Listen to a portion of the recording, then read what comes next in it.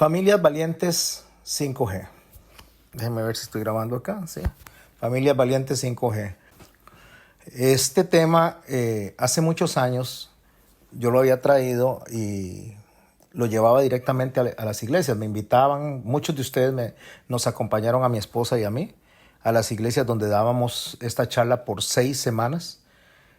Ahora tiene una pequeña extensión a 10 semanas y la razón es por las cosas que suceden ahora, lo que va alrededor de las familias, los nuevos desafíos. Entonces eso me hizo que ampliara un poquito más lo que es la charla. Cuando llegamos a esos lugares, muchas personas conocieron realmente de cuáles son ciertos principios de los que nosotros debemos de aprender con la palabra del Señor. Lo que pasa, mis hermanos y mis hermanas, es que nosotros, para poder presentar esta charla, yo necesito poner un ancla. Y cuando digo un ancla, es algo que no me deje salirme del centro de lo que vamos a ir aprendiendo. Y eso es lo que vamos a hacer ahorita en este momento, poner el ancla. ¿Qué pasa cuando un barco está adentro, en el mar, en las profundidades, o incluso cuando está cerca de puerto? Si el barco no se le pone un ancla, el barco se va a ir a la deriva. Cuando en una enseñanza bíblica, sea la que sea, nosotros no ponemos un centro en el cual caminemos alrededor de ese centro, nos podemos ir desviando y al final de cuentas podríamos estar teniendo, nosotros no ponemos eso, podríamos terminar empezando a hablar de jocotes y terminar hablando de maíz, de papaya y de muchas cosas. Eso sucede cuando no hay un norte establecido dentro de las enseñanzas. Así que, para comenzar, la primera esencia, o sea, el primer centro de todo lo que nosotros hacemos se llama Cristo. Debemos de ser cristocéntricos en todo lo que hacemos alrededor de la palabra de Dios. Porque a eso es a lo que nos debe llevar el Antiguo Testamento, a eso nos deben llevar los profetas, los escritos de Moisés, a Cristo. Pero hay un ancla alrededor incluso de la esencia de Jesucristo. Porque podemos estar predicando a Cristo, podemos estar predicando verdades bíblicas, podemos estar predicando la esencia de la palabra de Dios, la esencia de la fe como lo hemos aprendido, y hay personas que no lo van a recibir, hay personas que lo van a ver mal, hay personas que nos van a acusar, nos van a señalar, incluso van a decir que ellos, lo que nosotros estamos dando atenta contra su individualidad, contra su opinión, contra lo que han aprendido en otros lados o lo que no han aprendido. Entonces en eso se basa el ancla que vamos a poner ahorita. Para poner esa ancla nos vamos a ir al libro de Corintios, al primer libro de Corintios, en Primera de Corintios capítulo 2. Vamos a leer ese capítulo y vamos a establecer el ancla con el cual vamos a estar nosotros sostenidos. Y ahorita, conforme avanzamos, les voy explicando. Dice Pablo a la iglesia en Corinto: así que, hermanos, cuando fui a vosotros para anunciaros el testimonio de Dios, no fui con excelencia de palabras o de sabiduría. Pablo empieza hablando de lo que es el testimonio de Dios, no el testimonio de Pablo, no es el testimonio de Gamaliel, no es el testimonio de las personas que él considerara relevantes en ese momento dentro de todo lo que es las enseñanzas, la doctrina de la Torá en los tiempos de Pablo. No, él va y habla, dice: yo vengo con el testimonio de Dios. El testimonio de Dios es Jesucristo. El testimonio de Dios es la mente de Cristo, y así es como nosotros debemos de girar alrededor de esto. Y dice en el verso 2, pues me propuse no saber entre vosotros cosa alguna, sino a Jesucristo y a este crucificado. Ahí está el centro, Cristo. Si nosotros enseñamos, estudiamos, predicamos, hablamos algo fuera de Cristo, realmente no estamos hablando del evangelio de Cristo, no estamos hablando palabra de Dios y no estamos hablando de la esencia del mensaje del Señor. Verso 3, y estuve entre vosotros con debilidad y mucho temor y temblor. Y ni mi palabra ni mi predicación fue con palabras persuasivas de humana sabiduría, sino con demostración del Espíritu y de poder. Empieza a decir que lo que viene de él viene del Espíritu Santo, no viene de otra fuente, y por tanto alrededor de eso es que va el mensaje de él. ¿Por qué estoy poniendo esta ancla que es todo este capítulo? porque alrededor de esta idea de Pablo hacia la iglesia de Corinto es que debemos de estudiar esto de familias valientes. Dice el verso 5, para que vuestra fe no esté fundada en la sabiduría de los hombres, sino en el poder de Dios. Verso 6. Sin embargo, hablamos sabiduría entre los que han alcanzado madurez y sabiduría. Aquí voy a hacer una pausa. ¿Qué es lo que Pablo está diciendo? Este mensaje no es para todo el mundo. Este mensaje no es para ganar adeptos, porque no se ganan los adeptos a través de la sabiduría humana. El mensaje es para las personas que Cristo ha salvado, para las personas que tienen el sello del Espíritu Santo, y el mensaje es para las personas que han alcanzado madurez y sabiduría. ¿Qué significa? Que el mensaje no es para todas las personas. Aunque tengamos un mensaje abierto, no es para todas las personas. Alguien puede decir, no, pero es que el evangelio es para todas las personas. Ahora vamos a ver que no. El evangelio es para aquellas personas que el Espíritu Santo les da el entendimiento, les da el discernimiento, les ayuda a redarguir y a separar una cosa de la otra. Es para un grupo de personas, y Pablo le dice los que han alcanzado madurez y sabiduría. Y no cualquier madurez y sabiduría. Dice, no de este siglo ni de los príncipes de este siglo como que perecen.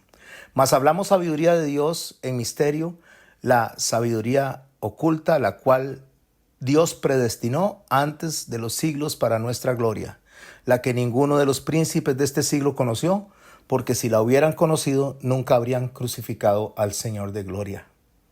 Pablo aclara que esto que nosotros estamos recibiendo es un mensaje de Dios. Cuando digo estamos hablando de esto que nosotros estamos recibiendo, no solo me refiero al estudio que iniciamos hoy alrededor de la familia, sino al mensaje total de la Biblia. Dios lo predestinó. ¿Para quién? Para sus hijos, para los que Él va salvando, para los que Él va sellando. Entonces Él dice que esto Dios lo predestinó desde antes de la fundación del mundo. Antes, verso 9, antes bien, como está escrito, cosas que ojo no vio, ni oído oyó, ni han subido en corazón de hombre, son las que Dios ha preparado para los que le aman. Empecemos a agarrarnos del ancla.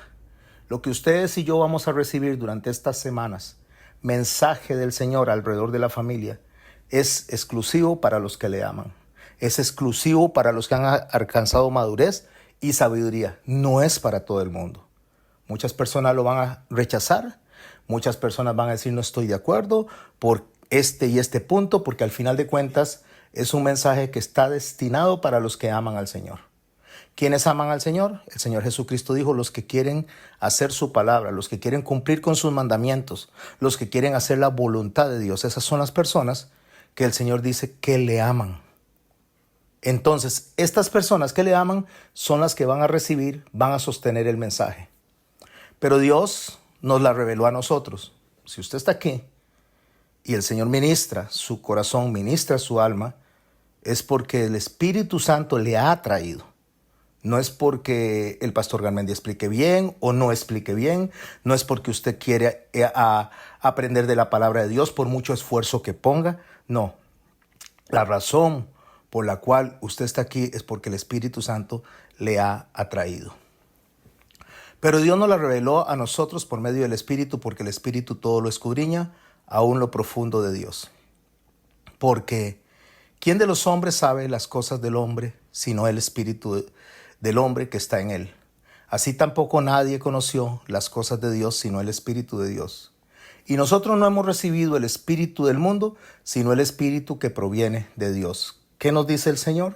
El Señor nos dice que hoy vamos a empezar una enseñanza que solamente el Espíritu Santo nos puede a nosotros explicar, para que sepamos lo que Dios nos ha concedido, lo cual también hablamos, no con palabras enseñadas por sabiduría humana, sino que las enseña el Espíritu, acomodando lo espiritual a lo espiritual. Porque el hombre natural no percibe las cosas que son del Espíritu de Dios. Ahí está la esencia de lo que estamos hablando. Si no es sellado por el Espíritu Santo, no lo entiende. No lo va a entender. ¿Por qué dice Pablo que no lo entiende? Porque para él son locura y no las puede entender. Porque se han de discernir espiritualmente.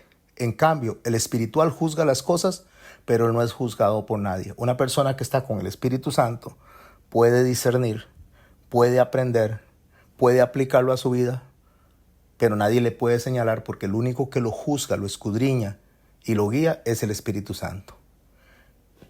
Porque ¿quién conoció la mente del Señor? ¿Quién lo instruirá? Mas nosotros tenemos la mente de Cristo.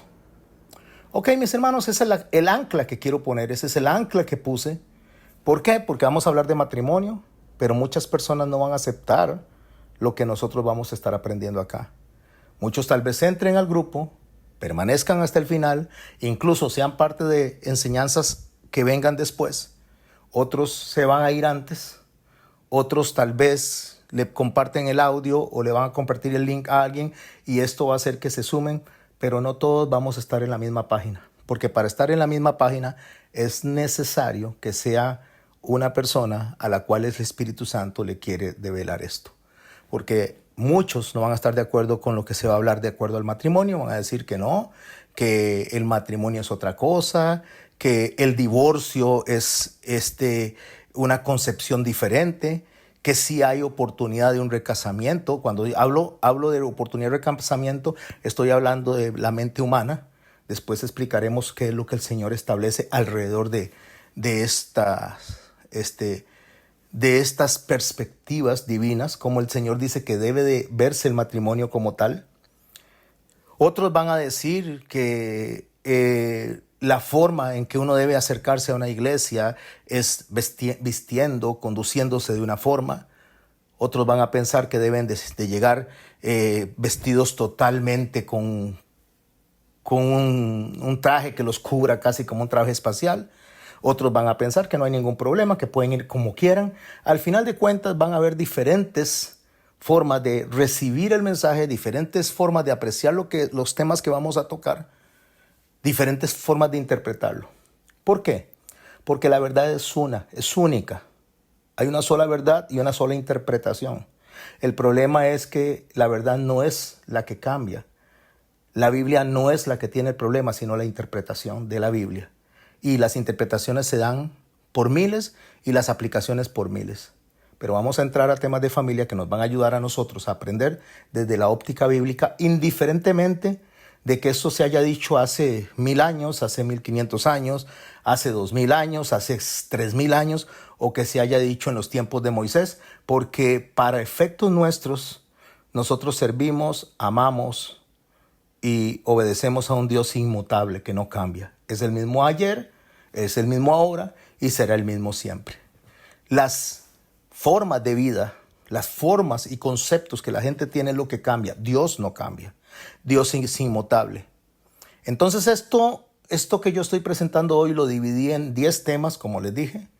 Tal vez 12 sesiones, pero son 10 temas en particular. Y cada tema tiene un propósito, una dirección para que nosotros podamos ir viendo lo que es una familia valiente en los tiempos modernos.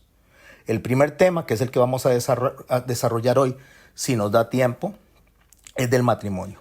El matrimonio como base de la familia, como espejo de la relación de Cristo con su iglesia, y eso nos vamos a basar en el versículo 24 del capítulo 2 de Génesis, y vamos a estudiar, por supuesto, mucho más versículos para poder abordar lo que el Señor tiene para nosotros como la institución del matrimonio, como debe verse, como debe respetarse y como debe el matrimonio como plataforma. Y les voy a decir, la primera plataforma del evangelio, la primera plataforma para el mundo, la primera plataforma de predicación es el matrimonio.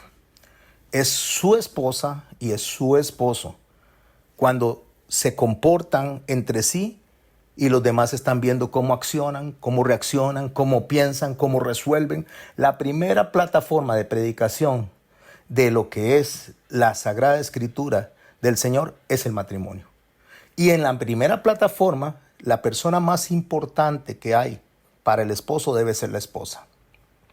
Y la persona más importante para la esposa debe ser el esposo. Ambos deben ser los más importantes entre sí. Ni siquiera los hijos deben estar por encima del esposo, ni los hijos deben de estar por encima de la esposa. Es el hombre y la mujer en la institución del matrimonio, la primera iglesia que hay en su casa, la primera plataforma de predicación. Pero para que un matrimonio se constituya tiene que haber un noviazgo. Lo que pasa es que desde el noviazgo ya hay problemas de concepción, ya hay problemas de interpretación, ya hay problemas de en cuanto a lo que cada persona ve como matrimonio. Hoy en día una persona no debería, una muchacha o un muchacho, no deberían de entrar en un noviazgo a menos que sea para matrimonio.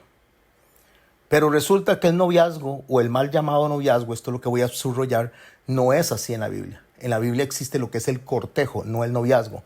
Ese es el segundo tema que vamos a estudiar y sería el próximo lunes o el siguiente según desarrollemos los temas, el tema de hoy.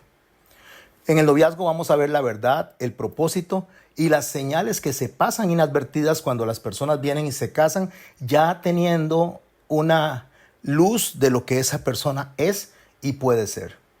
Ahora alguien dice, sí, pero es que yo no me esperaba de esto de esta persona, me trataba totalmente diferente. Eso no es la regla. La regla es que usualmente cuando se observa la conducta de las personas, cuando usted ve a un muchachito cómo trata a su mamá, es evidente que así la va a tratar a usted. Si un muchachito no respeta a su mamá, no respeta a su papá, no la va a respetar a usted. Si una muchachita no se sujeta a sus padres, no va a sujetarse a usted. Entonces, dentro del noviazgo vamos a ver realmente cuál es la verdad de lo que es el noviazgo. Como le dije, el mal llamado noviazgo, que debe ser un cortejo. Eso lo vamos a aprender en el segundo tema.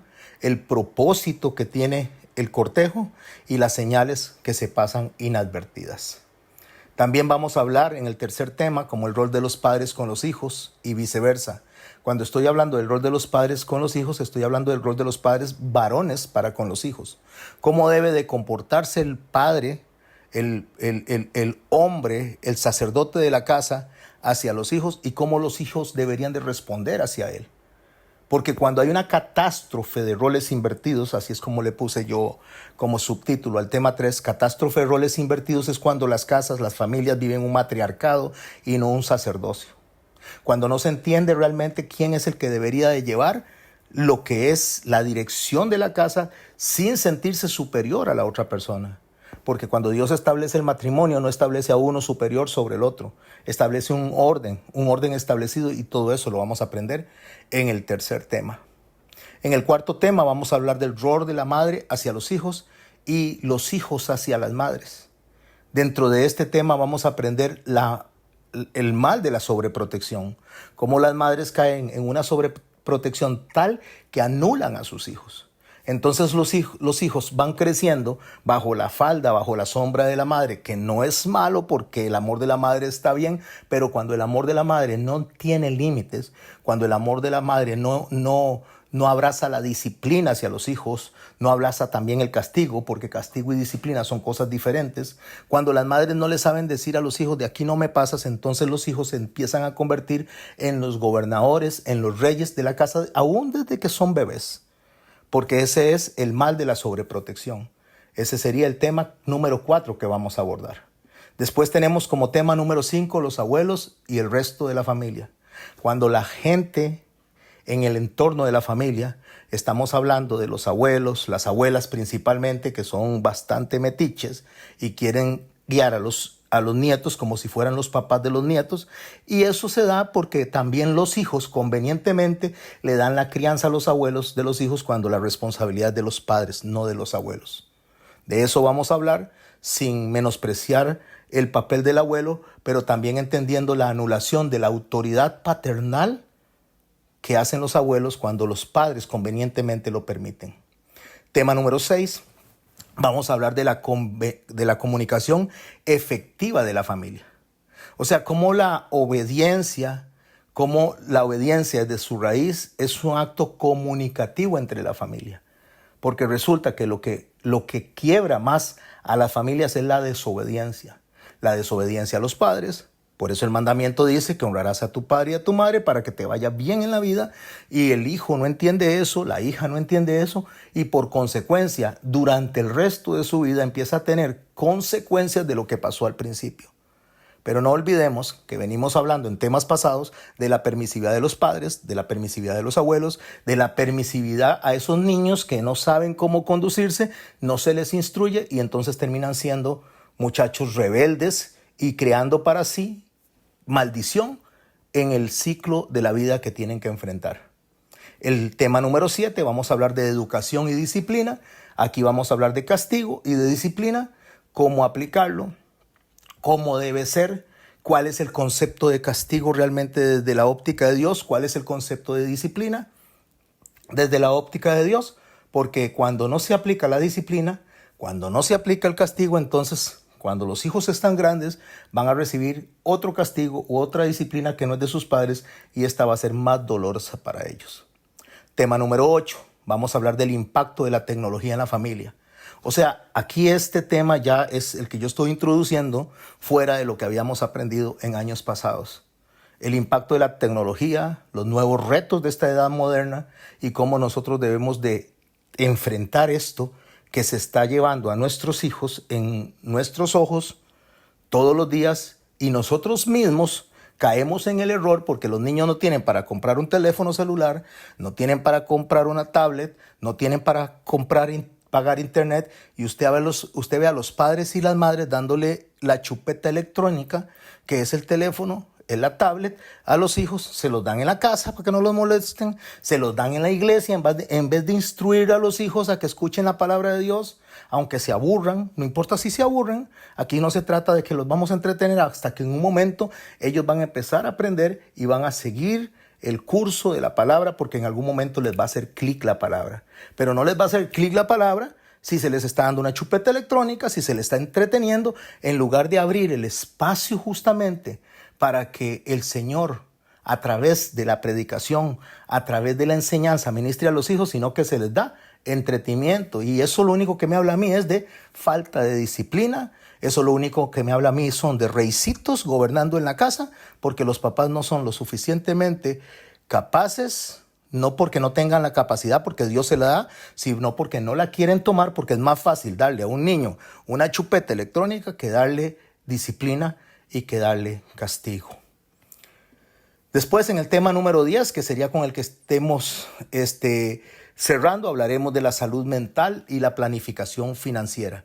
Cómo funcionan las finanzas dentro de la familia en estos tiempos modernos, donde hay enemigos dentro de las familias modernos, enemigos diferentes, las redes sociales, las deudas, el endeudamiento. Usted me dice, pastor, pero deudas y endeudamiento es lo mismo. No, no es lo mismo. Hay deudas que usted tiene que son manejables, como son su recibo de luz, como son su recibo de alquiler si paga casa, si está pagando la casa al banco. Todo esto son deudas. Es más, desde que usted enciende la luz ya usted tiene una deuda porque tiene que pagarla después. Pero el endeudamiento es la pérdida de capacidad de pagar todas las cosas en el mes a mes y cómo se convierte la parte financiera en el peor enemigo del matrimonio, en el peor enemigo de la familia. Esos puntos los vamos a conversar. Yo no sé si usted sabía que cuando la organización Barna, que estudia conducta cristiana alrededor del mundo desde hace muchísimos años, saca una escala de los elementos que llevan a divorcio a una persona. O sea, cuando los matrimonios terminan, quiebran, la mayoría de la gente piensa que es por el asunto del adulterio. Y no sé si usted sabía que el adulterio se compone en el segundo punto de la escala de divorcios, porque en el primer puesto, en el puesto magistral, en el escenario de ese flagelo del divorcio, están las finanzas. Cuando las finanzas se caen, las personas tienden más a divorciarse que cuando hay adulterio. Es más increíble, o sea, es increíble cómo las personas tienen más capacidad de pasar por alto un adulterio que una persona que pierda el trabajo, una persona que pierda los recursos económicos, una persona que quede incapacitada para poder ganar el dinero para la casa. Entonces, esto lo vamos a hablar en el punto 10. ¿Y por qué lo vamos a hablar en el punto 10? Porque lo vamos a ir hablando según el desarrollo de cada uno de los temas, porque va a ir ligando un tema hacia el otro. El miedo al compromiso. Usted ve que ahora la gente no quiere casarse, no quieren tener hijos, prefieren tener perritos que tener hijos. La gente no quiere asumir esa responsabilidad del matrimonio porque tienen una idea errónea, equivocada de lo que es el matrimonio. Porque tienen una idea de que el matrimonio es lo peor que les puede pasar y resulta que desde el concepto bíblico el matrimonio es algo sagrado, es algo bendito y es algo que sostiene no solo a la sociedad, sino que sostiene también la dinámica de la iglesia misma. El comportamiento geopolítico, y cuando hablo del comportamiento geopolítico es todo lo que estamos viendo alrededor del mundo, cómo hay inmigración, cómo las guerras están afectando a familias en maneras increíbles, cómo el hecho de que una persona se vaya a otro país para obtener buenos recursos y abandone a su familia está afectando ese quebrantamiento del núcleo de la sociedad.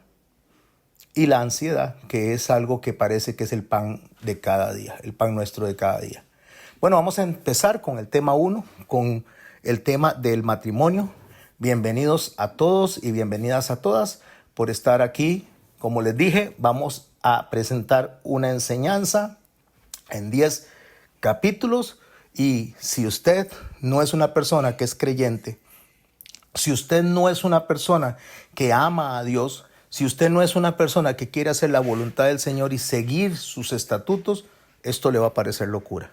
Pero si usted es una persona que ama al Señor, indiferentemente de los errores que haya cometido en su vida, usted va a decir, esto es para mí. Cuento una historia antes de comenzar con la primera enseñanza de matrimonio para que no nos desviemos del propósito de lo que Dios tiene en esta noche. Había un señor que cuenta una historia verdadera. Había un señor que conoció a una muchacha cuando tenía alrededor de 19 años, entre 15 y 16, 18 años, y se casó con ella. Con una muchacha se casó cuando él tenía unos 16 años. No duró mucho, se divorció de la muchacha. No sé las razones porque dentro de lo que es la historia no se menciona las razones del divorcio, solamente que se separaron de ese matrimonio primero. El señor se casó con otra muchacha y conforme fueron avanzando los años, fueron teniendo sus hijos, después tuvieron sus nietos, después tuvieron sus bisnietos y al lapso de 70 años el señor vivió con esta señora, con esta muchacha o esta señora, y cuando ya él está grande, cuando él está mayor, decide asistir a una iglesia, a una congregación.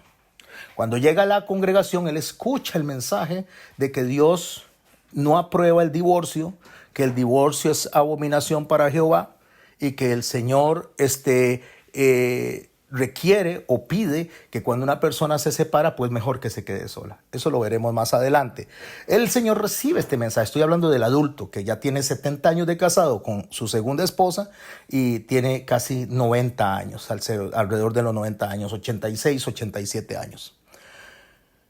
Se acerca al pastor y le pregunta al pastor que qué hace, que qué es lo que hace, porque él no quiere faltarle a Dios, porque él no quiere cometer el error de que se acerque la muerte y llegar delante de Dios a dar cuentas de sus errores de juventud. El pastor, de una manera imprudente, de una manera irresponsable, de una manera antibíblica y fuera de cualquier razonamiento de sabiduría, le dice que tiene que divorciarse. Que tiene que divorciarse porque él tiene que arreglar eso que hizo cuando tenía 19, 18 años, 17 años. No voy a profundizar, al final de cuentas, sobre cómo resultó lo del matrimonio. Solo quiero hablar del mensaje que se le dio a este señor. Irresponsable, insensato, imprudente, antibíblico, fuera de todo mensaje de amor, fuera de todo mensaje de reconciliación, fuera de todo mensaje de misericordia, totalmente lejos de la mente de Cristo. ¿Y por qué digo eso? Porque lo que se le recomendó hacer a este señor era peor que lo que hizo la primera vez. Lo que este señor tenía que hacer una vez que sabe que eso no era la voluntad de Dios, es ir delante de Dios y apelar por la misericordia. Señor, ten misericordia de mí. No sabía lo que hacía, aunque lo hice con ignorancia, y eso no es excusa. Perdóname, y continuar con su matrimonio, con sus nietos, con sus bisnietos, con sus tataranietos, tranquilo hasta que la muerte lo llamara. ¿Por qué digo eso? Porque cuando usted estudia un mensaje como el que tiene que ver como centro de matrimonio, no es para que usted cometa tonterías. Es al contrario, para que usted le enseñe a sus descendientes, a su familia, que esto que usted hizo en su juventud no se hace delante de Dios. que usted lo que está haciendo en este momento es sacando adelante su familia, sacando adelante las personas con las que ahora usted vive, pero que usted no se va a volver a repetir lo que hizo una vez. Porque el Señor dice muy claro que a los fornicarios y a los adúlteros Dios los juzgará, no el ser humano, no nosotros, Dios, porque Dios es el que conoce cada caso de manera individual. Lo que sí está claro es que una vez que usted se separa, quédese solo si ya conoce. Ahí el ancla, porque en este momento alguien puede decir, me salgo de aquí, esta enseñanza no me gusta, me voy para cualquier otra parte. Porque necesitamos estar agarrados del ancla. Porque si yo no me agarro del ancla, que es la palabra de Dios, me va a parecer locura y no me va a gustar lo que me están diciendo. Pero si yo logro entender que estoy delante de un Dios de misericordia, de un Dios de amor, yo voy a decir, sí, Señor, sí, Señor. Yo hice lo incorrecto, pero le voy a enseñar a mis hijos, a mis nietos, que eso no fue lo mejor para la familia y que eso no es mejor para la iglesia y que eso no es lo mejor para la sociedad. Dejo eso ahí porque lo hablaremos más adelante, pero quería comenzar con esa historia. No es el pensamiento humano el que nos debe de regir. Lo que nos debe de regir es el pensamiento de Cristo, la mente de Cristo. Aquel pensamiento que cuando le trajeron a aquella mujer adúltera y se la pusieron al frente y había muchos deseando apedrearla porque había adulterado, el Señor se voltea donde todas esas personas y le dice a esas personas, el que esté libre de pecado, tire la primera piedra. Confronta a cada uno en su individualidad, que cada uno se haga un examen a sí mismo y cada uno, cada vez que se analizaba, empezaba a botar las piedras y se empezaban a alejar, porque no había ni uno solo que estuviera libre de pecado. Entonces ese Señor Jesucristo, ese Dios misericordioso, ese Dios lleno de amor, de compasión y de oportunidades, se voltea donde la mujer y le dice a la mujer, ¿dónde están los que te condenan?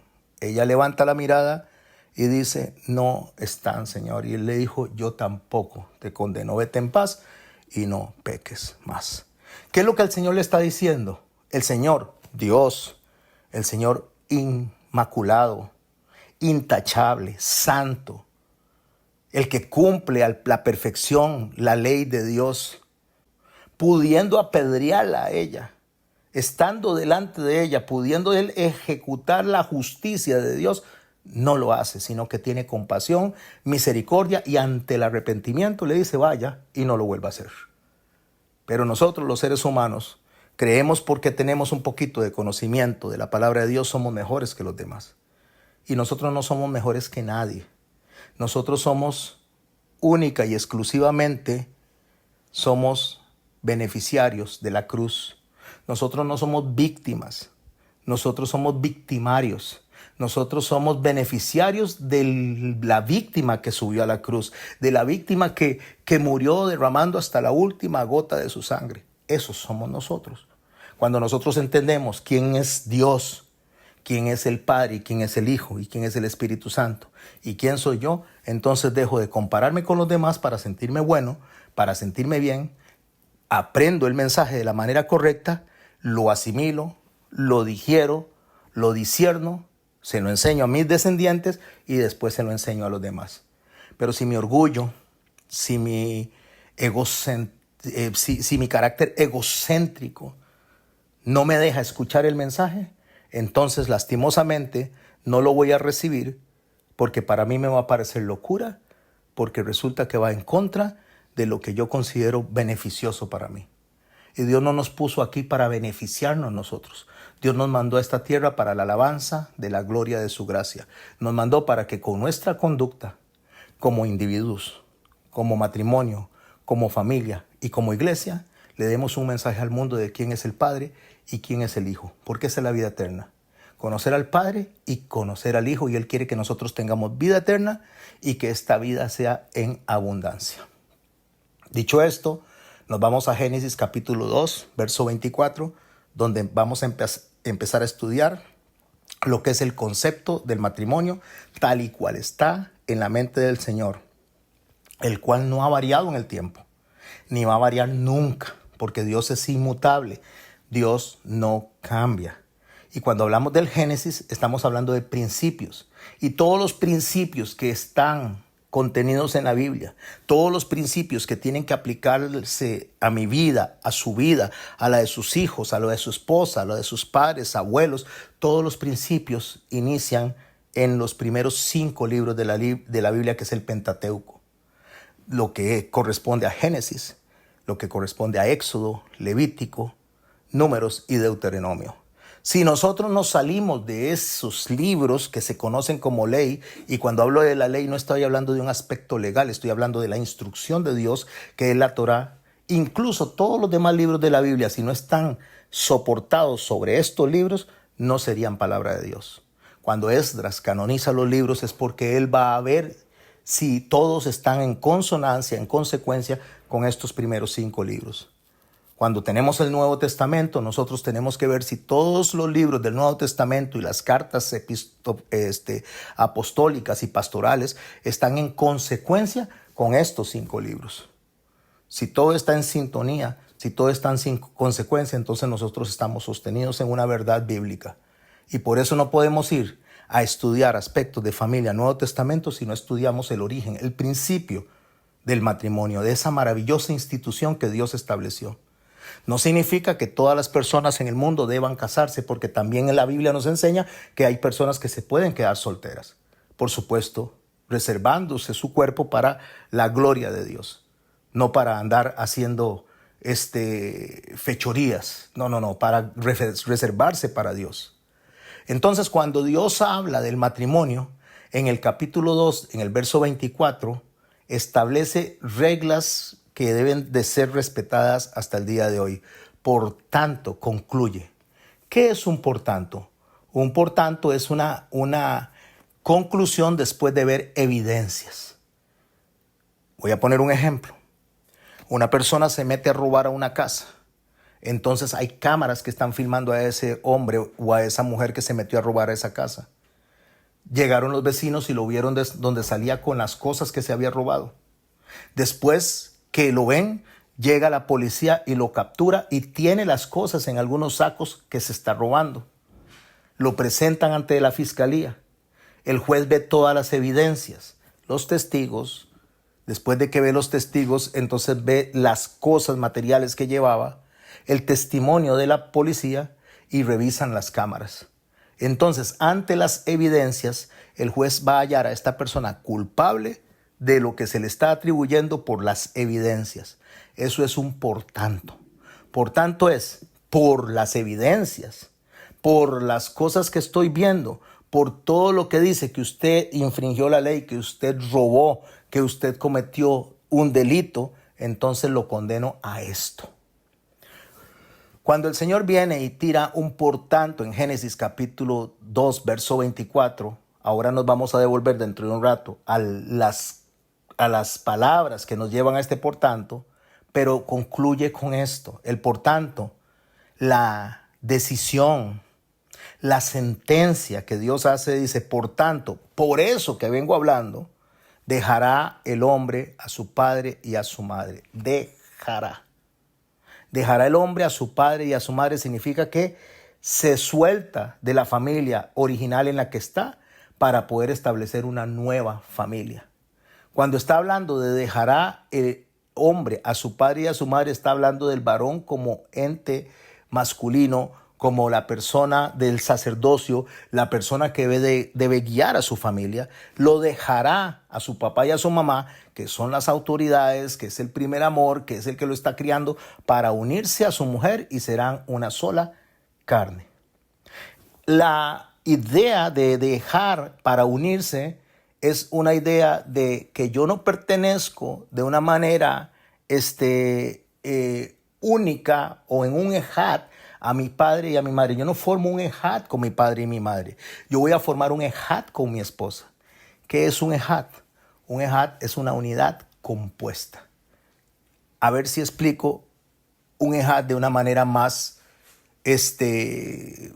amplia. A ver si puedo permitirme hacer eso. Vamos a tomar un huevo. El huevo es una unidad que se compone adentro de yema y se compone de clara. Cuando usted pone el huevo en un sartén para freírlo, usted está viendo ahí algo que se llama heterogéneo, o sea, una unidad heterogénea, donde usted puede indicar y diferenciar la yema de la clara. Eso es una unidad, pero no es una unidad compuesta, es una unidad divisible, porque aún ahí usted puede tomar el huevo, ponerlo aparte de la clara y usted puede hacer un mousse con las claras y usted puede tomar la yemita de huevo y hacer algo diferente. Usted puede cocinar algo diferente, los separa. Esa unidad es una unidad divisible. Así es el padre y así son los hijos. Así es la mamá, el papá y así son los hijos. Son divisibles. El hijo dejará para formar una nueva familia.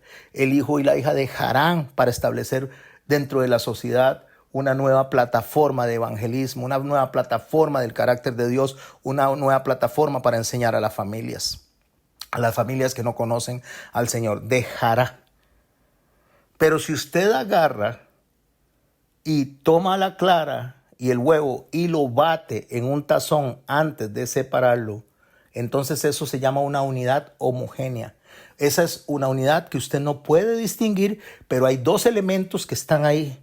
Un ejat de una unidad compuesta es eso, algo que ya es indivisible, algo que ya usted no puede separar, algo que si usted lo separa se va a llevar una porción de la otra parte y va a dejar una porción de sí mismo, porque es imposible separarlo, porque eso es para toda la vida.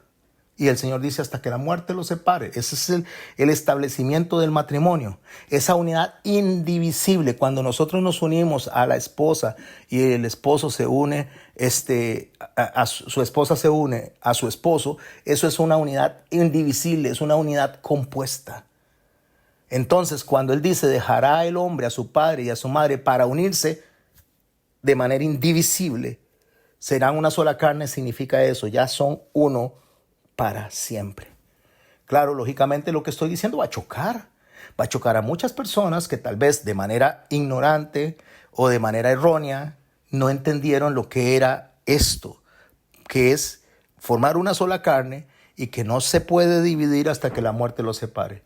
Como la historia que conté al principio de este señor anciano, no significa que nosotros los pastores, cualquier guía espiritual, de manera imprudente, irresponsable y antibíblica, usted quiera separar esa unidad que se formó con estas otras personas después, porque lo que va a hacer es más daño todavía.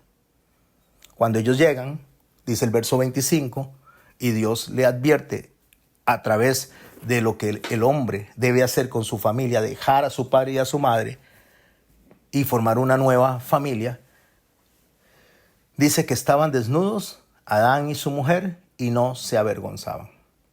Es interesante cuando Dios viene a donde está Adán y le llama dentro del huerto, después de que pecó, que le llama a Adán, Adán, ¿dónde estás? Adán no le contesta a la voz de Dios y cuando le contesta, él le dice que lo oyó, pero que tenía miedo y que tenía vergüenza porque estaba desnudo. Pero aquí dice que estaba desnudo del principio y no se avergonzaban. Y después de pecar, entonces él se avergüenza. ¿Cuál es la diferencia entre estar desnudos antes y estar desnudos ahora? Porque la palabra desnudez aquí no es tanto de un aspecto físico, aunque Dios usa lo de la tierra para que entendamos lo espiritual.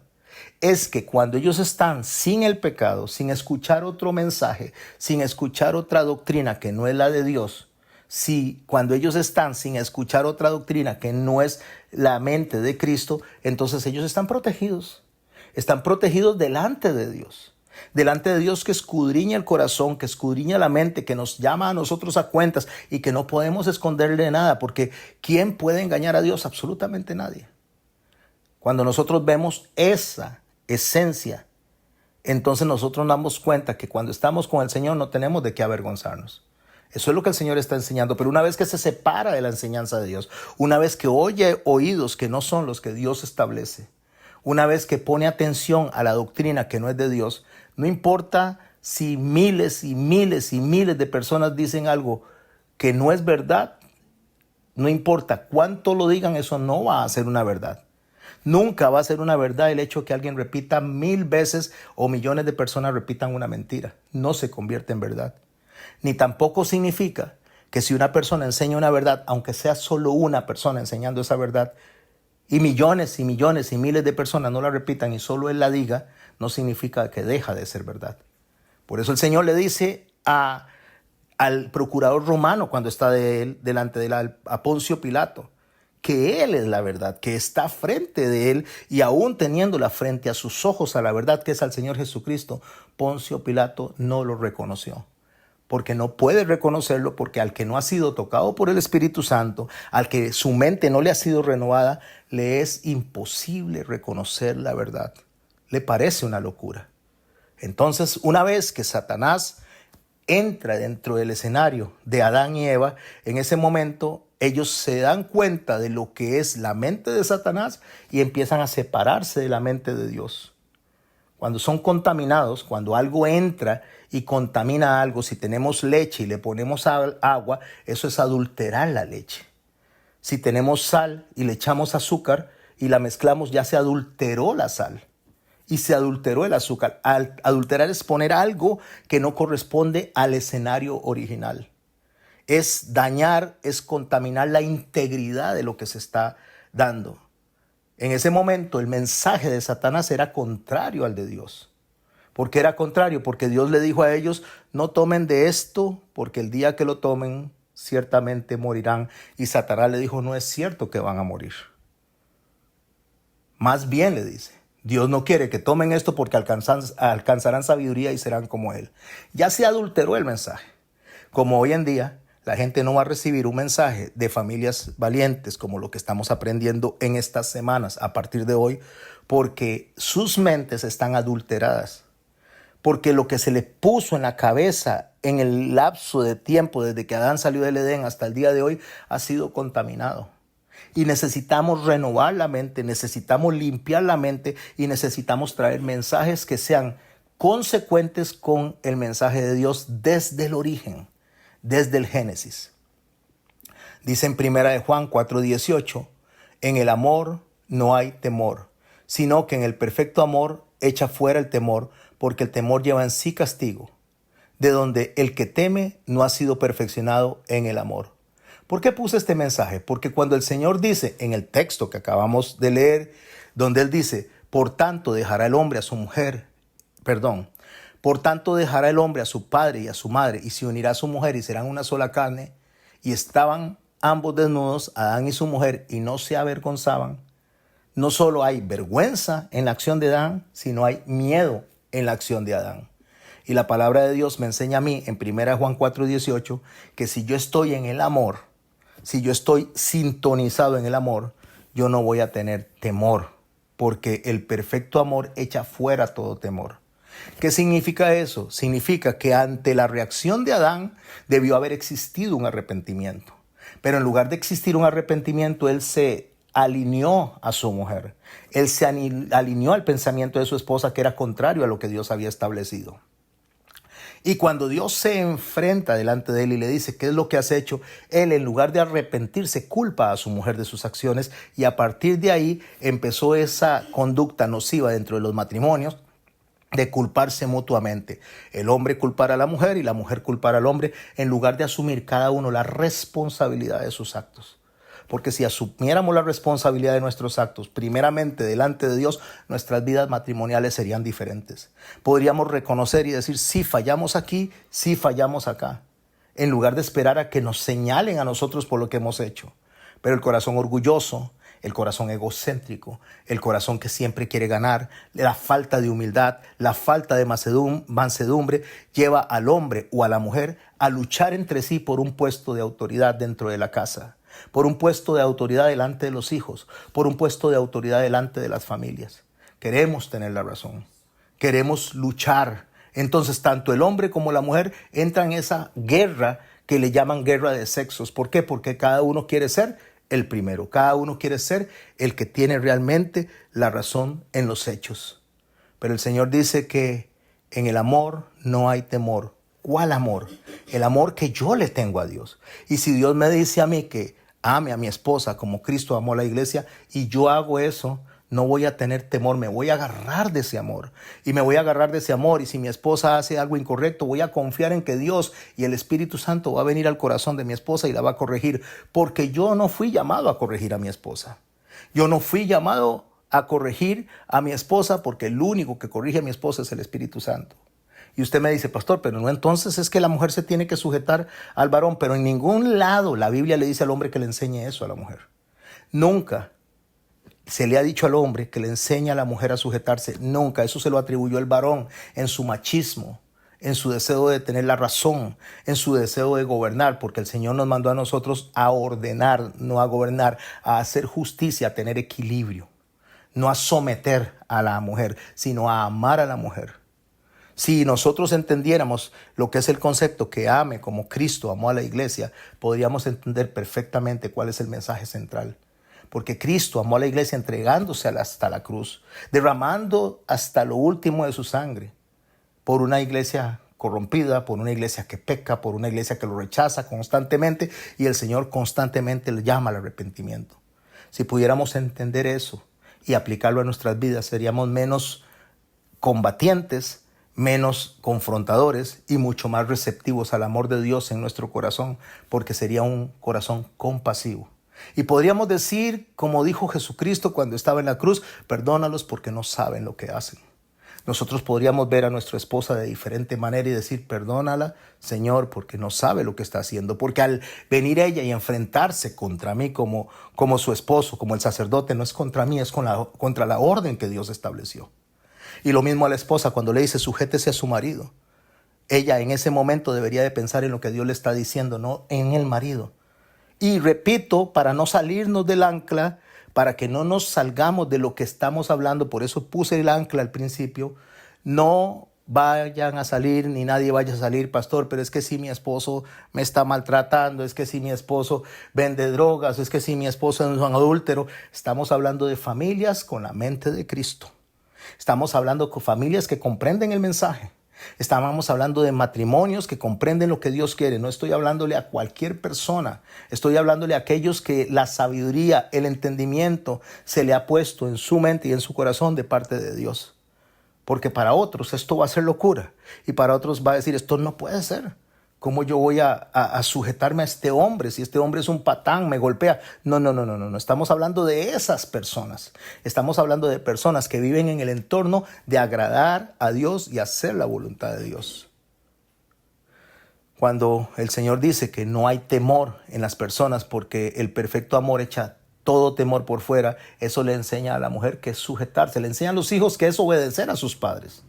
Porque no le dice que obedezca a sus padres si siempre tienen razón. No le dice que obedezca a sus padres si están en acorde, en sintonía con sus deseos. Le dice solo obedézcalos, porque es el primer mandamiento con promesa y serás de larga vida sobre la tierra. Para que le vaya bien, sencillo. Porque a la mayoría de los hijos les va mal, porque a la mayoría de las familias les va mal, porque no es un asunto de cuando está chiquitito, es cosecha del resto de la vida, porque el mandamiento habla de la vida, para que te vaya bien en la vida. No está diciendo para que le vaya bien el próximo año, para que le vaya bien en la vida. Y cuando nosotros recibimos la cosecha, deberíamos preguntarle, Señor, esto es consecuencia de lo que yo hice delante de mis padres, perdóname, vengo delante de ti para que me perdones por los errores que cometí en ignorancia cuando era jovencito. Pero dichosamente Dios nos da la palabra y hoy estamos abordando un tema que nos puede ayudar a nosotros a evitar esos errores, esos pecados, esas equivocaciones. ¿Y por qué separo error de pecado? Porque el error es que usted no le ponga el freno de manos al carro y que el carro se le vaya a usted y golpee a otro carro. Eso es un error, no poner el freno de manos al carro. Pero ver a otra mujer, salir con otra mujer que no es su esposa, eso es pecado. Entonces separemos del error del pecado. Porque el error se corrige no volviendo a hacer eso y el pecado se corrige arrepintiéndose delante de Dios y pidiendo el perdón de Él y no volviéndolo a hacer. Son dos cosas diferentes. Y dice la palabra de Dios en 1 Juan 4:18 que el perfecto amor echa fuera todo temor y que el temor porque el temor lleva en sí castigo. Repito, en el amor no hay temor, sino que el perfecto amor echa fuera el temor porque el temor lleva en sí castigo. ¿Qué hace el temor? Vivir en esa incertidumbre, vivir en esa situación horrible especialmente dentro de los celos, donde cuando la mujer sale, el hombre, ¿y a dónde andará? ¿Y qué andará haciendo? ¿Y por qué estará? Y entonces ya quiere ponerle hasta un GPS en el bolso. Quiere ver si, que me mande una foto de dónde está, o al revés. El hombre sale y la mujer, ¿y dónde estás? ¿Y con quién estás? Si hay amor, si está la mente de Cristo en esa familia, no hay temor, hay confianza, hay seguridad, hay valor propio, hay dignidad. Pero cuando eso no está, entonces está el gran horror de que si se van a ir y me van a dejar. Una persona que tiene que vigilar a otra persona cada vez que sale de la casa y tiene que saber dónde está, no por seguridad, no por saber si está bien, sino por miedo a que se lo quiten, como dicen, o se la roben, esa persona no debería estar con esa persona, porque entonces, ¿dónde está la confianza? ¿Dónde está el amor? ¿Dónde está el depositario de su corazón? En ese momento, como esa unidad compuesta, como ese ejat, que si se separan lo que van a hacer es causar daño, porque ya ahora son indivisibles. No. El temor lo que lleva es castigo, y donde el que teme no ha sido perfeccionado en el amor. No ha sido perfeccionado en el amor, ¿por qué? Porque no conoce a Dios. Porque no conoce que Dios es el que va a venir y le va a poner a una persona el estate quieto si está dentro del entorno de Dios, del entorno de Cristo. Romanos, en el capítulo 12, en el verso 19, lo leo en Dios habla hoy, para que nos quede más claro. Dice así: queridos hermanos, no tomen venganza ustedes mismos, sino dejen que Dios sea quien castigue. Porque la Escritura dice: a mí me corresponde hacer justicia, yo pagaré, dice el Señor. Una verdadera persona que confía en Dios, que confía a su esposa, que confía a su esposo, que confía a su relación matrimonial, se la pone delante de Dios y le dice: Señor, aquí te traigo las quejas. Una mujer que llega delante de Dios de rodillas y le dice: vea, este es mi esposo, está haciendo esto, no empieza a competir, a agarrarse a golpes, no, nada de eso. No quiere decir que no diga esto no está bien, no quiere decir que no diga esto no me gusta. Estamos hablando dentro del entorno de las personas que aman a Dios. Pero si la persona, cuando usted le dice no me gusta esta conducta, continúa con esa conducta, que no sea una conducta inmoral, pero que sea tal vez una conducta tosca, una forma de hablar que no sea tan respetuosa, cosas por las cuales no debería venir el divorcio, entonces se lo pone en las manos de Dios. Tenga la seguridad, esposa, tenga la seguridad, esposo, que Dios va a aplicar lo que dice aquí.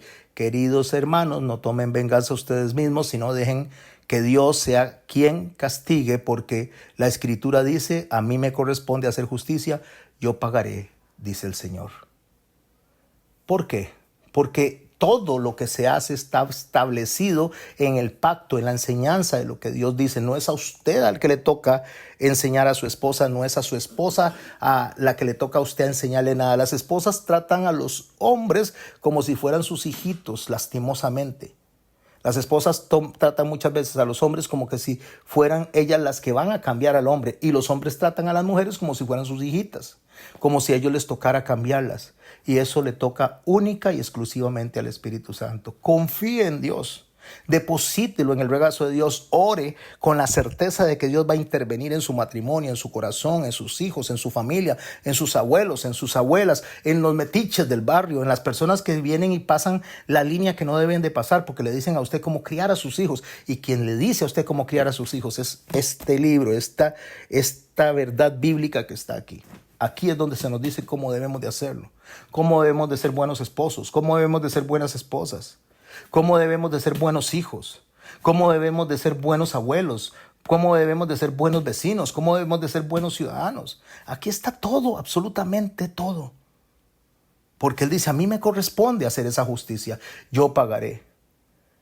En Zacarías, en el capítulo 3, versos 1 al 2, y lo leo en Dios habla hoy, para que veamos cómo Dios sostiene su promesa, cómo Dios dice quién se encarga de su vida, de la vida de su cónyuge y de la vida de sus hijos y de la vida de los abuelos y de todas las personas involucradas dentro de esa línea sanguínea aquí en la tierra. Donde la familia terrestre no, donde la familia de esta tierra no va a ocupar jamás el lugar de la familia de los cielos, porque la familia de los cielos es eterna. La familia consanguínea de aquí somos solamente personas que fuimos depositados, puestos en un lugar donde compartimos escenario, pero no significa que el escenario lo vamos a compartir eternamente. Porque la única forma de que compartamos el escenario eternamente es que los dos estemos al regazo de Cristo, que estemos sujetos a Cristo, que hayamos sido redimidos, sellados por el Espíritu Santo. No me hace familia eterna el hecho de que yo me case con una persona. Por eso es que ahí el Señor es tan tajante que no se unan en yugo desigual. Aunque no es una garantía que usted se case con alguien de una iglesia, que esa persona tiene la misma fe suya. No es una garantía, pero es más difícil que una persona creyente se case con otro que cree en otra cosa, que cree en el Bhagavad Gita, que cree en Buda, que cree en cualquier otra cosa que no sea en Jesucristo. Es más difícil que esas personas lleguen a tener una unidad compuesta. Zacarías en el capítulo 3, en el verso 1 y 2, leyendo en Dios habla hoy, dice: luego el Señor me mostró una visión. Luego el Señor me mostró en una visión a Josué, el sumo sacerdote, que estaba de pie en presencia del ángel del Señor. El ángel del Señor. ¿Quién es el ángel del Señor? El ángel del Señor es Jesucristo en una teofanía. El ángel del Señor es Jehová en el Antiguo Testamento, cuando se enfrenta a Jehová con Jehová para poder venir y interceder por nosotros. Entonces dice que estaba de pie en presencia del ángel, el ángel del Señor. Al lado derecho de Josué estaba el ángel acusador, se refiere a Satanás, que se disponía a acusarlo. ¿A quién? Al sumo sacerdote, a Josué. Entonces escuche, por favor, mi hermano que se pelea con su esposa tratando de enseñarle algo que solo el Espíritu Santo le puede enseñar. Hermana, usted que se pelea con su esposo tratando de enseñarle algo que solo el Espíritu Santo le puede enseñar.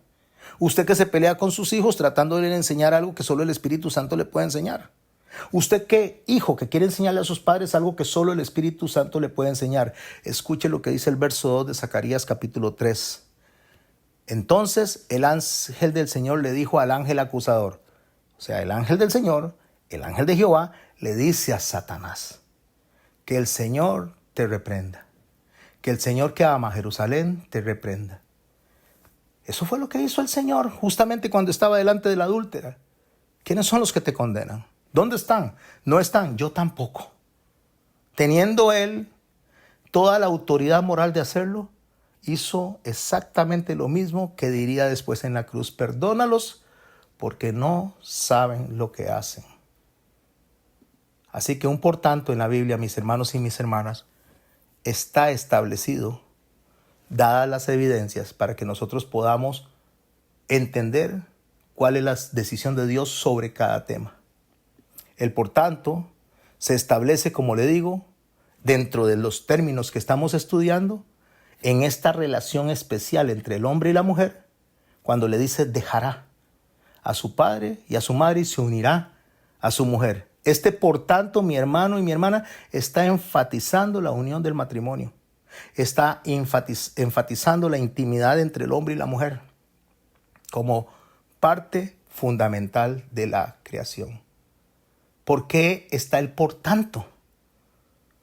Porque en el verso 15 del capítulo 2 el Señor había dicho: tomó pues Jehová Dios al hombre y lo puso en el huerto del Edén para que lo labrase y lo guardase. Bueno, Dios decide poner al hombre con un propósito: que trabaje. Dios no hizo al hombre para que sea un vago. Dios no hizo a la mujer para que sea vaga. Dios establece que el hombre y la mujer deben de ser una unidad indivisible que produzca, que trabaje en conjunto para el bien de todo el entorno familiar. Juntos, para que saquen la tarea. Cuando nosotros entendemos esto, nosotros empezamos a poder ver con lupa cómo fue y para qué diseñó Dios el matrimonio. Le dice en el verso 16 del capítulo 2, y mandó Jehová. ¿Quién lo dijo? Jehová. Eso no lo dijo nadie, no lo dijo un ángel. Lo dijo Dios: y mandó Jehová Dios al hombre diciendo: de todo árbol del huerto podrás comer, mas del árbol de la ciencia del bien y del mal no comerás, porque el día que de él comieres ciertamente morirás. Dios no le dio al hombre la libertad de hacer lo que quisiera, como erróneamente se habla del libre albedrío. El libre albedrío, que significa libre caída. Libre caída significa que usted puede hacer lo que quiera y no va a tener consecuencias. No. Dios le dio al hombre la libertad de escoger, mas no el libre albedrío. La libertad de escoger es la voluntad para hacer lo correcto y la voluntad para hacer lo malo. Dice la palabra de Dios en el libro de Deuteronomio, delante de ustedes está la bendición y la maldición. Ustedes escogen por la bendición o escogen por la maldición. La libertad de escoger, la voluntad de escoger, eso se tiene.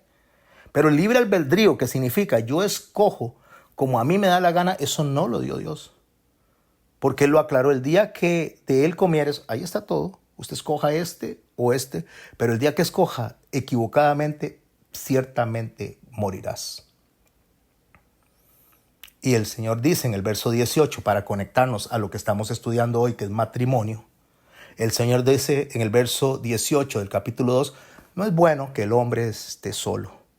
Le daré ayuda idónea para él. Ahí es donde decide poner a la esposa. Ahí es donde decide traer a Eva. Ahí es donde decide decirle al hombre cómo debe conducirse. Porque Él no dijo, voy a hacer ayuda idónea para mí. Eso no lo está diciendo Dios. Él dijo, le voy a hacer ayuda idónea a Él, al hombre, al que estoy creando. A Él, porque no está bien que esté solo. Que yo puedo vivir como ermitaño. No nacimos para ser ermitaños. No nacimos para vivir fuera de la confraternidad. Nacimos para ser seres relacionales, porque Dios es relacional. Cuando Dios dice, hagamos al hombre a nuestra imagen y conforme a nuestra semejanza, está hablando de Él mismo. Está hablando de su pluralidad, Padre, Hijo y Espíritu Santo. Está hablando de su carácter, está hablando de sus capacidades, está hablando de su creatividad, de su amor, de compasión. Está hablando de... Perdón, un segundito.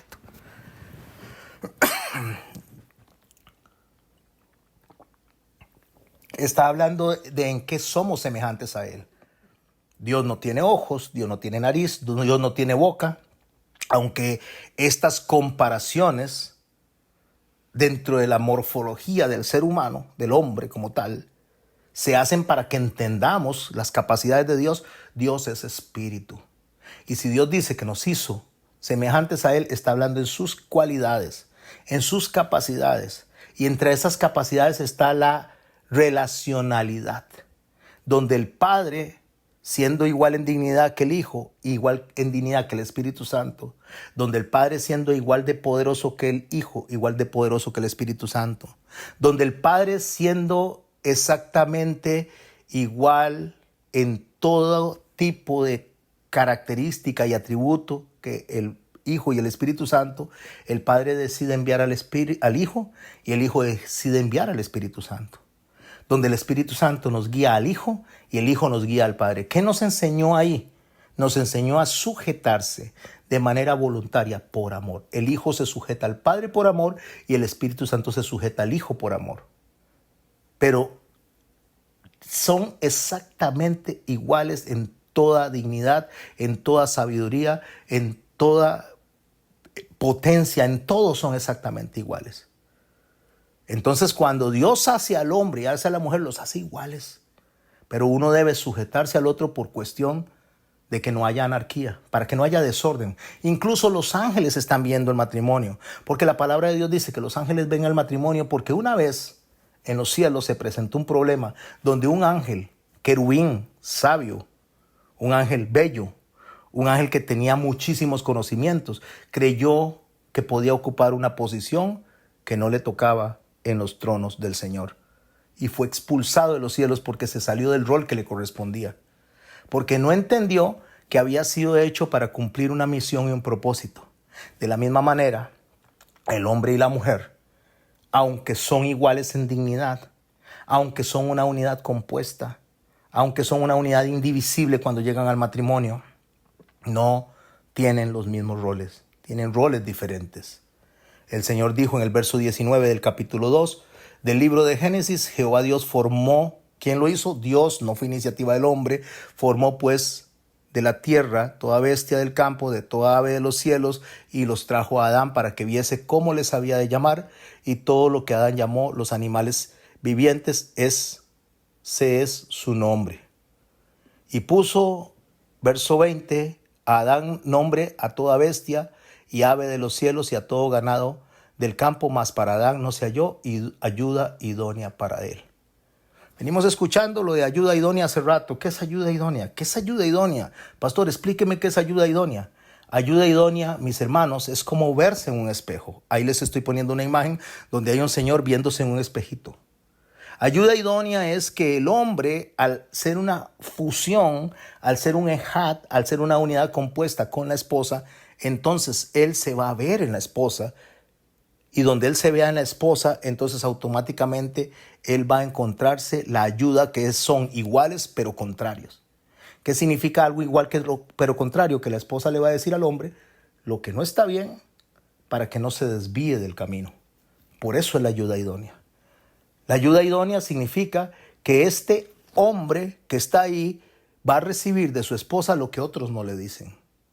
Porque otros no se atreven a decirle a ese hombre si es un gerente, si es un pastor, si es un misionero, si es una persona, un hombre que está en un puesto de autoridad en algún lado. Nadie le va a decir nada. La mayoría de la gente se va a callar, pero la esposa sí se lo va a decir porque es la ayuda idónea. Pero cuidado. Cuidado porque tengo que hacer una advertencia. Tengo que poner otra ancla. Nosotros no podemos venir y pensar que es ayuda idónea la mujer en todo lo que le diga al hombre. Ni tampoco podemos decir que el hombre debe estar contrario a todo lo que le diga la mujer. Escuche por favor lo que dice en el verso, en Génesis capítulo 3, verso 1 creo, no anoté el nombre.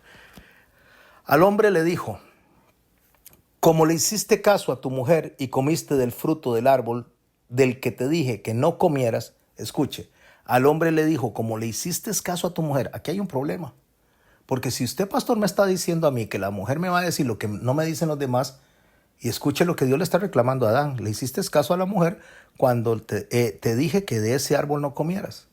Y por esa razón, ahora la tierra va a estar bajo maldición por tu culpa. Con duro trabajo la harás producir tu alimento durante toda tu vida. Entonces, pastor, ¿cómo es que la mujer le va a decir al hombre lo que tiene que hacer si al final de cuentas Dios le dijo no le haga caso a la mujer? No. Ahí viene la advertencia. Voy a leer un segundo texto para que por favor no nos salgamos de la línea de aprendizaje, la línea de enseñanza. Escuche lo que sucede con Agar cuando Dios le llama la atención a Abraham porque Sara decidió que expulsara a la mujer, a Agar. Cuando Sara le dice que expulse a Agar porque Ismael e Isaac estaban chocando, en el verso 8 del capítulo 21 de Génesis dice así: y creció el niño y fue destetado, e hizo Abraham gran banquete el día que fue destetado Isaac. Y vio Sara que al hijo de Agar, la egipcia, el cual le había dado a luz a Abraham, se burlaba de su niño Isaac.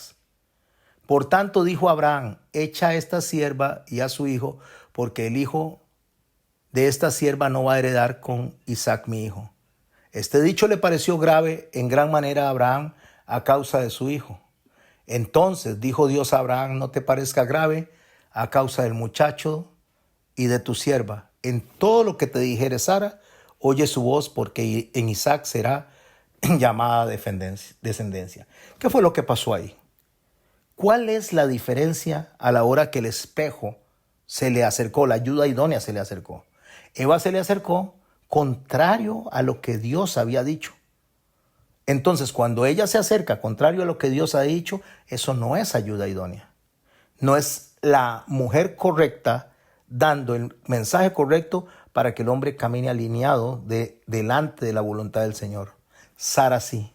Entonces, no es que no escuche a la esposa, es que la escuche cuando está alineado a la palabra. No es que no escuche a la esposa, es que la escuche cuando lo que ella está señalándome a mí es algo que yo estoy haciendo que ofende a Dios. Pero, mis hermanos, hay que tener mucho cuidado en saber la diferencia, cuándo sí y cuándo no. ¿Y dónde yo sé la diferencia? Aquí en este libro, en esta palabra. Mi hermana, por eso usted también cuando se acerque a su esposo, saque la palabra, recétele la palabra. Dígale, la palabra de Dios dice esto, esto y esto. Si es un hombre de Dios, si es un hombre que dice amar a Dios, va a escucharte y va a ponerse en orden. Lo mismo que esa esposa. Si usted llega y le dice, es que eso está ofendiendo a Dios, eso no es lo que a Dios le agrada, ella se va a alinear al pensamiento de Dios. Eso es ser ayuda idónea, mis hermanos y mis hermanas.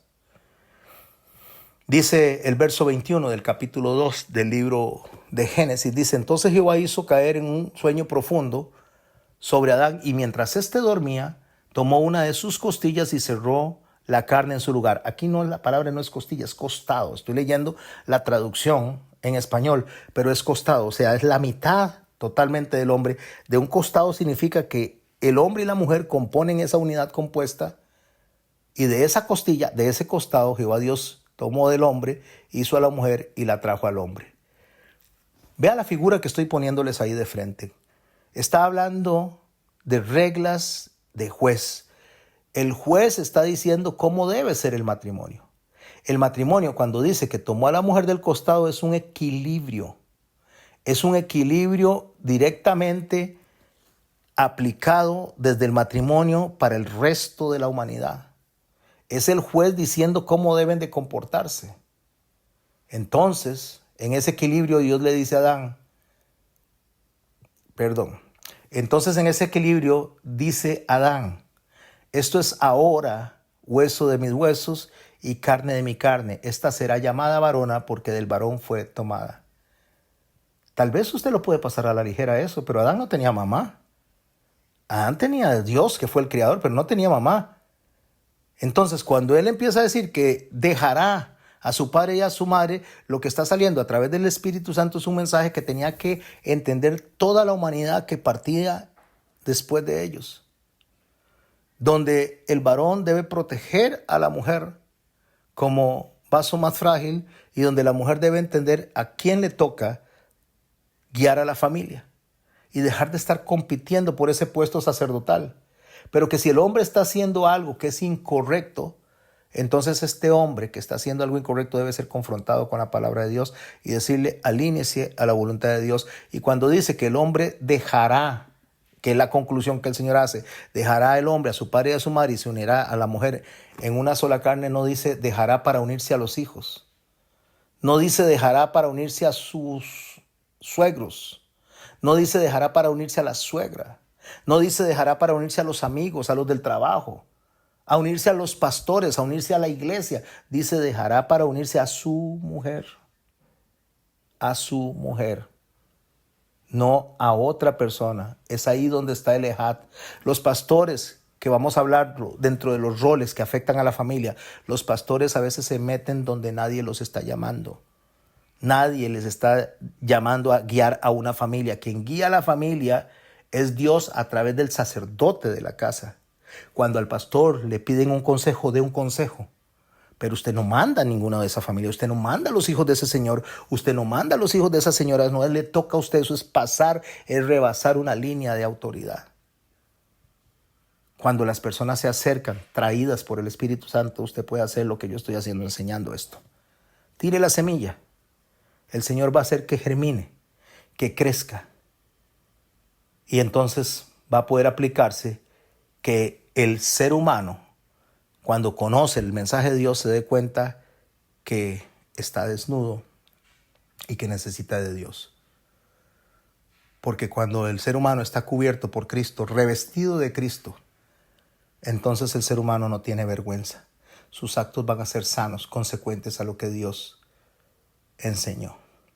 Por eso el Señor dijo, hagamos al hombre a nuestra imagen y conforme a nuestra semejanza. Y señoree, es gobierne sobre los peces del mar, las aves de los cielos, las bestias, en toda tierra y en todo animal que se arrastra sobre la tierra. Cuando Dios hace esto, lo que le está diciendo al hombre y a la mujer es, ustedes son cogobernadores de la tierra. Por eso en Salmo 82:6 dice, yo dije, vosotros sois dioses, y todos vosotros hijos del Altísimo. Lo que él está diciendo, ustedes son cogobernadores. Ustedes son co-siervos. Ustedes administran junto conmigo. Yo les doy a ustedes la palabra. Yo les doy a la mente de Cristo y ustedes administran la tierra. ¿Cómo? A través de su familia primero. ¿Cómo puede alguien, dice Pablo, gobernar la iglesia si no gobierna bien su casa?